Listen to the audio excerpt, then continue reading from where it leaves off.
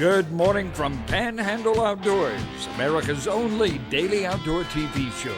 Your source for fishing, hunting, and information for folks who enjoy the great outdoors. Now sit back, relax. It's Panhandle Outdoors. Good morning, folks. Welcome to Panhandle Outdoors. I'm Winston Chester. I'm glad you're here today. Got a big show lined up, a lot of good information coming your way. But first, our weather brought to us by Haney Technical Center at the corner of Baldwin and Highway 77. Another beautiful day. This whole week's just been a great winter week. It's just not too hot, not too cold like I was talking about yesterday. Ideal time to get outdoors. High is going to be 71, low 55, and water temperature is back down to 60. Back up now. 61 yesterday. Jumped up to 63. I've never seen it bounce as much as it has this winter. It really has moved around. Take a look at our river readings. Our place called Bluntstown is 13.4.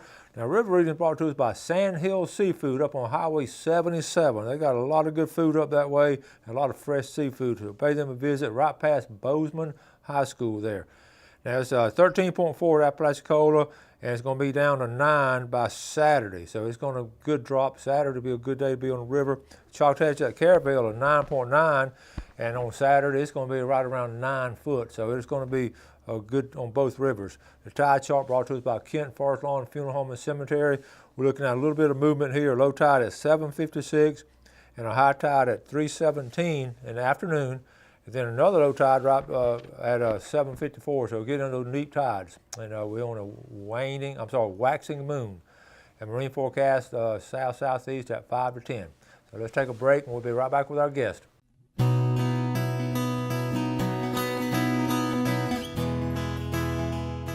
All right, folks, welcome back and welcome again to our guest, Steve Shea. Good to see you, Winston. Good to have you back. Now, we normally don't have repeat performances this close to each other, but we have a reason.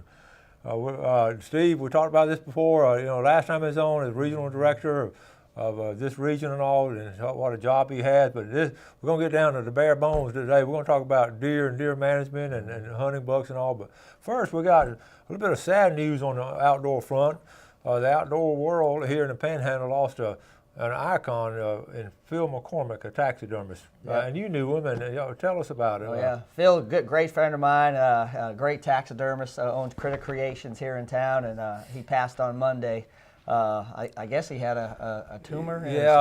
Folks, it was like they found like 3 weeks ago, and boom, and all of a sudden he was gone. It was just shocked everybody. He was so well respected, so well liked, and his work was just amazing. I know he's done 15 deer for me over the last 15 years, and I'm going to miss Phil tremendously. Yeah. But I hear he's trained some good staff, and I hope they continue that business because they do work very well. And the FWC, sometimes y'all take some stuff down there. He said y'all had something like a bear or something down there? Yeah, maybe? we had a roadkill bear that had white paws, which was very unique. There's only been a few known in North America, and Phil was going to mount that for us as well. So maybe we'll get it finished. And speaking of bear, because you sort of in the middle of all this, we had another recent bear attack. Yeah, we had another bear attack on Saturday evening in Navarre. There was a man in his 60s. I guess the bear attacked his dog, and it was interesting. This fella's from Arkansas, was here visiting his grandkids, and he basically took that bear on, and I think he punched it in the nose, and the bear swatted him on the side of the head. All right, now let's get this straight now, because this is not a normal story. The bear his dog is out in the yard, and the bear's after the dog. Yes. So he comes up there, and he loves the dog, so he's going to defend it. So he just hits the bear. Well, I think the bear, when he came towards the bear swatted him first. And, he hit him first. Hit him first, and then the bear went back after the dog again. And then he started to tussle with the bear. And he said he got a cut? Yeah, he had 11 stitches on the side of his head. Just missed his eye. He was lucky. Then he had some scratches on his shoulder and his arm. But he's from Arkansas. He told me, he said, well, that's how we do things in Arkansas. So it was kind of funny. He was a tough guy. Oh. Well, now, we don't recommend you doing this, but No. it is funny hearing that. But and that's our third attack, I believe you said, in the Panhandle. Yes, in the last 2 years.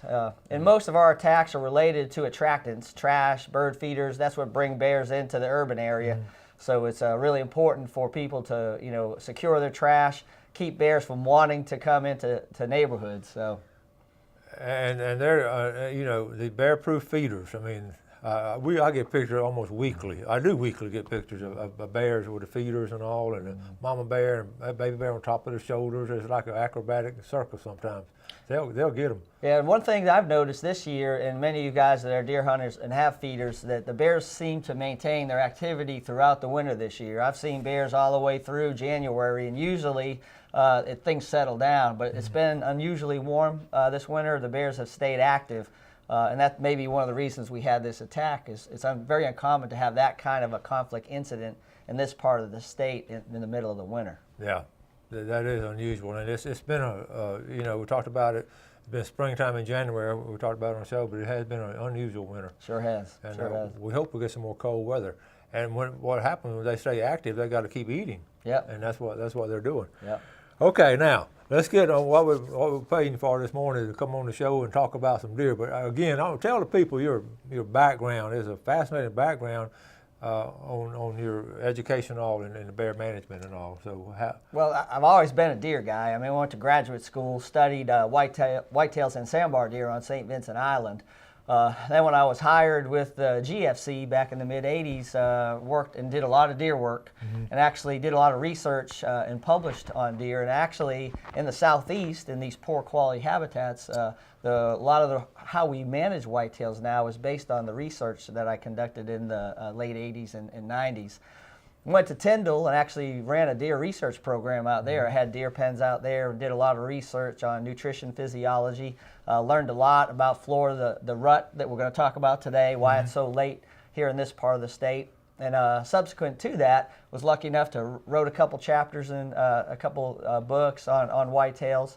And been very active in the Southeast Deer Study Group, and actually I'm been on that committee for 25 years now, and I will be the chair of that committee starting this year. So whitetails has been in my life, both professionally and personally. So Steve is so well respected by his peers in this community and all on the community of the Southeast and deer management. His name, he's very, very well respected and he's renowned as far as his deer research. So that's why we're going to. We asked him to come back on again for repeat performance. So we got this chart all set up. So we're going to take a quick break and come back and talk about this. Be right back.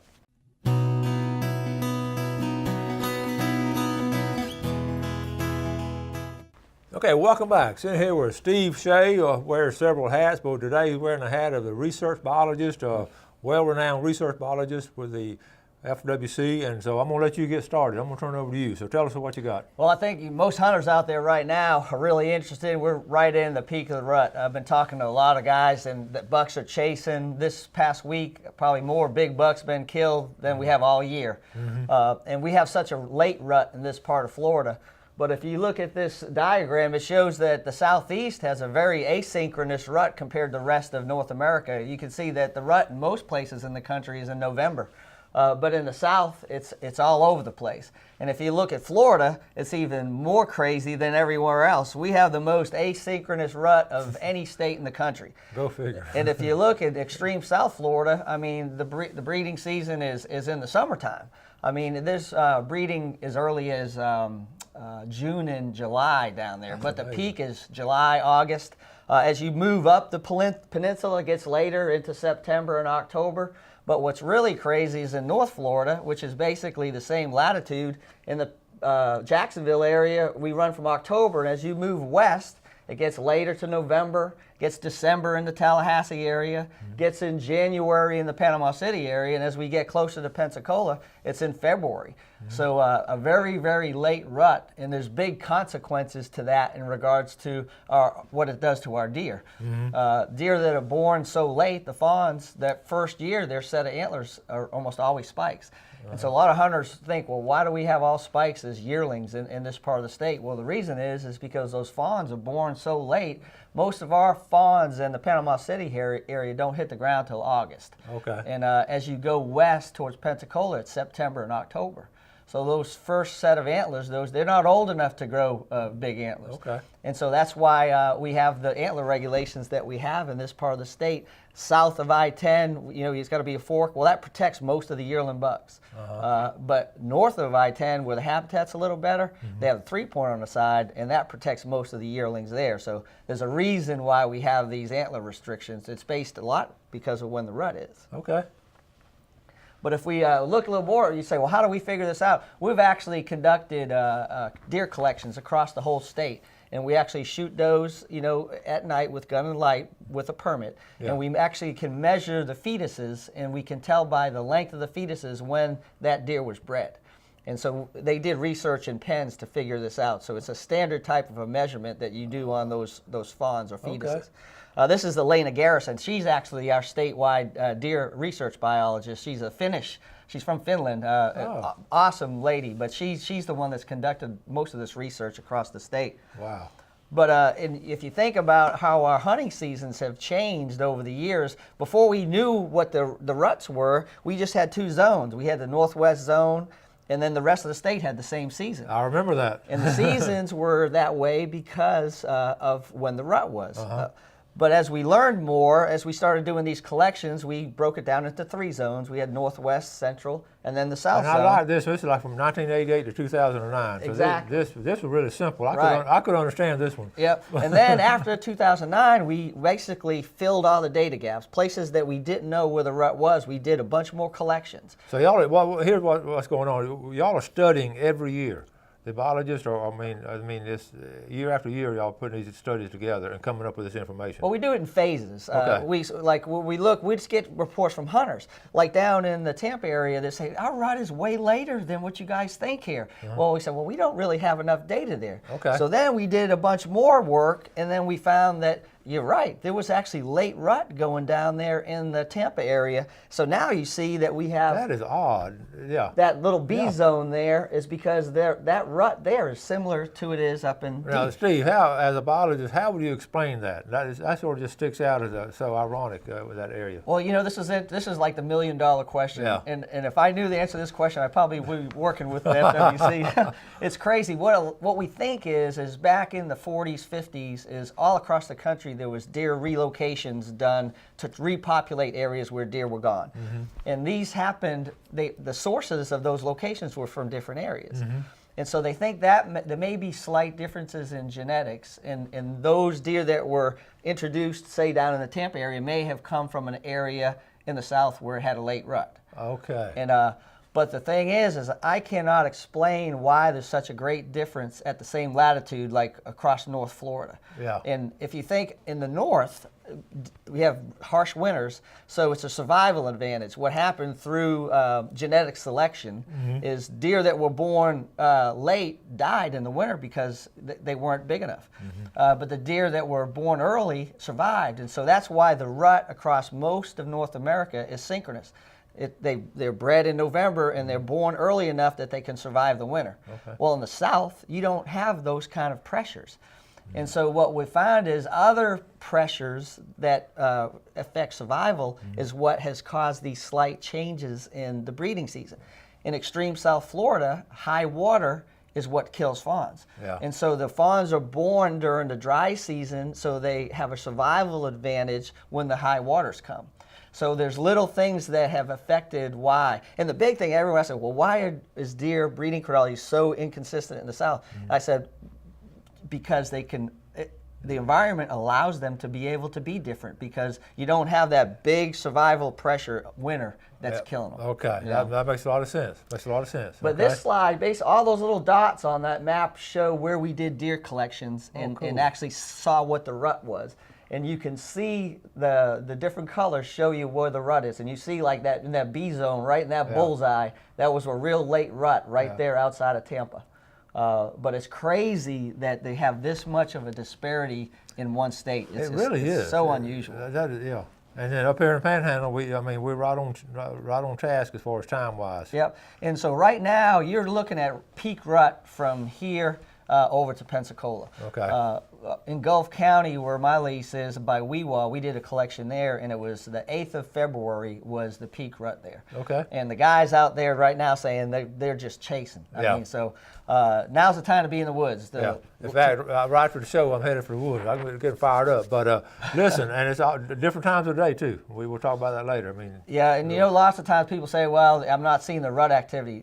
If it's really warm, those deer are going to breed anyway. Yeah. It's just they may not be active during the day, but it doesn't change much from year to year. It doesn't change much at all from year to year. Okay, so.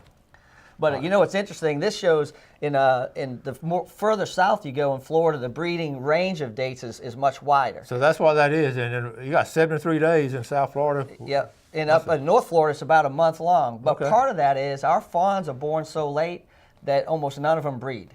Okay. Where in South Florida, they're born so early because the rut's early that a lot of those fawns breed. So that extends the length of the breeding season. That makes sense. I've only seen one fawn in 30 years up here in the Panama City area that was old enough to actually breed as a fawn. Wow. You know, they're just born too late. Yeah, that's interesting. Let's take our final break. We'll be right back.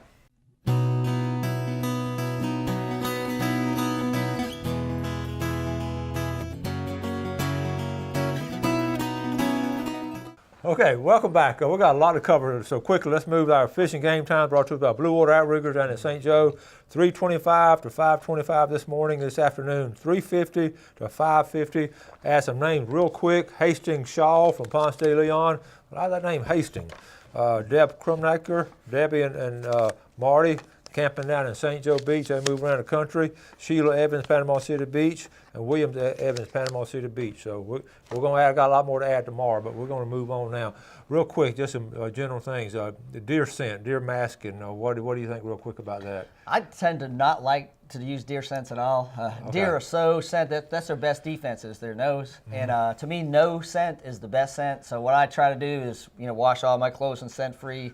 Always use the wind. Don't hunt stands if the wind's not right. That's your best avenue for success. That's about, okay. To beat the deer's nose. And you're in a tree stand most of the time? Most of the time tree stands, but I have killed some nice bucks from the ground. Well, that record of Gulf County buck, you got it from the ground. Yep, sure did. And why did you wait 4 weeks? You saw it on camera and you didn't go hunting for it for 4 weeks. What was the situation? Why did you wait 4 weeks to go? Well, I had game trail cameras out, and he was only at night. And during the rut, he started showing up in the day, and he was always there a certain time of day. And I was waiting for the right wind. It was in a place that you really couldn't hunt out of a tree stand, so I built a makeshift ground blind and checked my camera, and he was there 2 days in the morning during daylight, and I said, tomorrow morning I'm going. And the first morning I said, I killed him. Wow, that's good hunting right there. Okay, let's get back to these charts. A little luck, too. And what? Luck is always a good thing to have. We always need luck. All right, what we got here now on this chart? Yeah, I thought it'd be interesting is we actually conduct a survey every year that's sent out to deer hunters, hunters that buy the deer tag. And that's how we estimate what the harvest is every year. And you can see over the last 50 years, I mean, harvest keeps going up. A lot of people don't understand that these type of surveys can be very effective at identifying what the harvest rate is. But like I said, it goes up and down, but we're still between 120 and 140,000 deer a year killed in the state of Florida, which is pretty high harvest rate considering the low productivity of our herds here. Yes, and people are still excited about it. And you mentioned something earlier. We were almost depleted as a deer population during the Depression era. People shooting deer for food and all during World War II, and then after the war and all, they started bringing deer in and protecting them. They started having laws on them. Yep. And that occurred all across the southeast. Yep, sure did. And they brought deer from all over the place. Yep. I swear, over in Gaston County, where I grew up and all, my dad and my granddad always talked about the Wisconsin deer. So I think they brought them in from Wisconsin. But what's interesting is deer biology in Florida is so unique. We have the big diverse rut. And also we have the habitats in Florida are all pretty low quality for whitetails. And so in most places in North America, the protein level of the food is really high. Here it just barely makes their minimum for them to be able to survive. So they don't put a lot of effort into reproduction like they do in other places. And so it's a lot harder to manage deer here. I think our deer biologist, Corey Morey, has done a great job. We probably have the most complex harvest management system in North America in regards to, we have quality deer management across the whole state, the intricacy of the different zones and deer management units we have. It's a complex issue and challenging to try to manage deer in Florida. We look at the habitat here in this map and you can see all the different places and all. Yep. What can a local landowner do? They got to say 40 acres, 200 acres and all, what to make I know it's a huge complex thing of quality deer management, but can you put in a nutshell just a few things? I know trees, good healthy trees on Yeah, what I would say is if you have mass producing trees, oaks, make sure you keep your oaks. Make sure that you allow the crowns to develop the best they can. Like release them if there's pines growing up around them. Yeah. So then you're gonna have the greater acorn crop. Soft mass, try to stimulate soft mass development on your property. Burn and have some refuge areas. That's really, really important, especially if there's a lot of hunting pressure around you. Some safe areas. That's good. Okay, you got a couple more slides, or let's see. Let me see what we got here. Okay, we just passed out. Let's see. So you had. Okay, I've got deer management units. Yeah, let's talk a little bit about the deer management units. You notice that we have different harvest restrictions north of I-10 and south of I-10, and that's partly due because it's late birth dates, so that's why we have them late. And forkhorn and south of I-10 in the lower flatwood habitats will protect 90% of the yearlings. But up in the pine oak uplands up north of I-10, they tend to have bigger antlers because the habitat's a little better. Yeah. So it takes a 3-point restriction to protect most of the yearlings there. So that's why we have the difference between north of 10 and south of 10 on antler phenotype, what we call it. Okay, and this last slide here, this is how we do our research with FWC. We just walk up to. If deer could only talk, we could manage them a lot better. I like that. That's Elena Garrison, our deer research biologist. So. And what's the average lifespan of a deer, a buck and a doe? Well, if you have deer in pens, which I had them out at Tyndall, I mean, they'll live 16 to 20 years sometimes. But in a hunted population, a buck makes it to 5.5, 6.5 years old. That's going to be a good deer. Okay. That's a good deer, and that's when their maximum antler development is. Usually 6.5. They're peaking out. About 6.5. Yeah. Okay. Yeah. Got it. Okay, we're about out of time, Steve. Have you had any luck this year? Well, I killed a good deer in Missouri, and I keep wanting to get out to my lakes. My job's been so busy lately. It's like, God, I need to get to the woods today. You got to work. Have you heard that before? You got to work. Hey, here's a quick situation. He's going to work, I'm going hunting. So that's what happens. Thanks, Chad. That makes me feel good, right? Thanks for coming on the show, All right, buddy. good seeing you again. All right, folks, thank you all for watching Panhandle Outdoors. Another big show tomorrow. Do something good for your fellow man today. Enjoy the great outdoors, and God bless. Thanks for watching America's only daily outdoor TV show, Panhandle Outdoors with Winston Chester, featuring hunting, fishing, and other activities and information to help you enjoy the great outdoors. Join us next time for Panhandle Outdoors.